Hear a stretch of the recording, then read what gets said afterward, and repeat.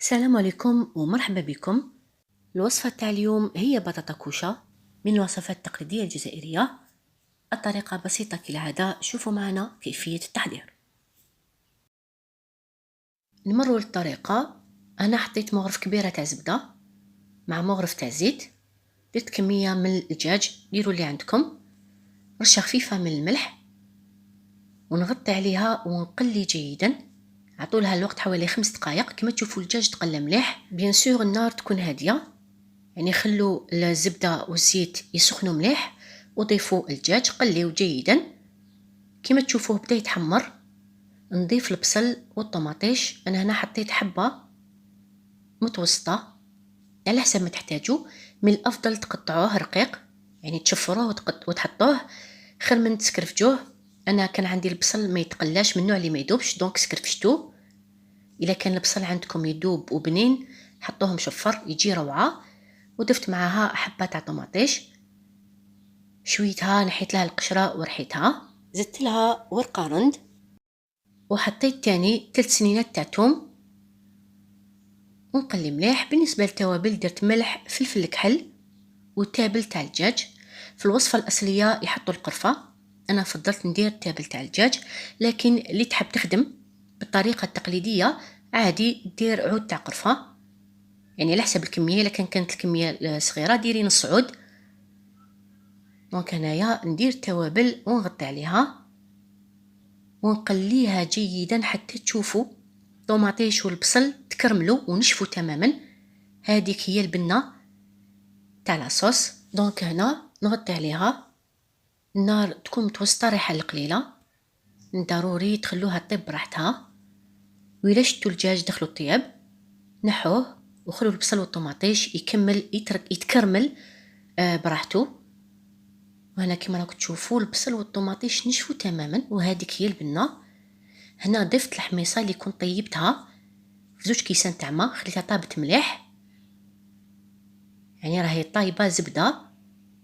ونضيفها البصل والطماطيش، نغطي عليها كيما تبدا تغلي، نحسب لها 5 دقائق ونطفي، بيسك مازال تكمل طياب في الفور. بالنسبه يعني في شهر رمضان الكريم من الافضل طيبوا المرقه تاعكم بكري وطفوا عليها، وخلوا البطاطا حتى يعني نص ساعه الاخيره باش تقلوها وتدخلوها الفور. البطاطا الى طابت وبردت ما تجيش بنينه. دونك كما راكم تشوفوا هنا انا نقليها جيدا، يعني عادي نقلي لي فخيت، وبعد ما تطيب مباشره وهي سخونه نحطها ونضيف لها لاصوص.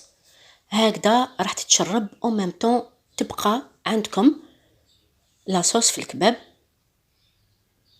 انا كي ندخلها الفرن نخليها حوالي 10 دقائق فقط، قسمة تشرب شويه، مي ضروري تخلو فيها شويه تاع لاصوص.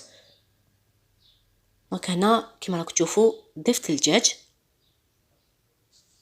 ونضيف العقده فيها غراف صغير تاع لاصوص مع حبه بيض وعصره خفيفه من القارص.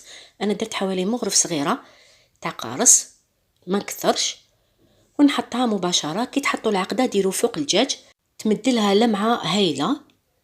دونك هنا ندخلها مباشره الفرن، بيان سور يكون ساخن من قبل على 180 درجه. نخليها 10 دقائق، غطوها بفيلم غذائي والومنيوم ودخلوها. كما تشوفها بدات تغلي حسبوا لها 10 دقائق فقط ونحو. هذا هو الشكل تاعها. تحصلوا على كباب بطاطا روعه، يطايب زبده ومن طون فيه لاصوص ما يجيش ناشف. باذن الله تجربوا هذه الطريقه واكيد ان شاء الله راح تعجبكم وتنجحوا فيها.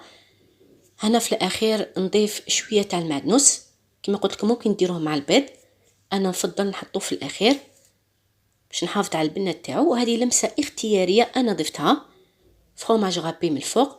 نعاود ندخلو الفرن 2 دقائق 3 دقائق ونحيه ونقدمه مباشره.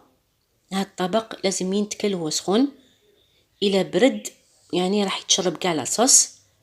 دونك هذا هو الطبق تاع اليوم، وكما كنت قلت تقدموه مباشره وهو سخون يجي روعه.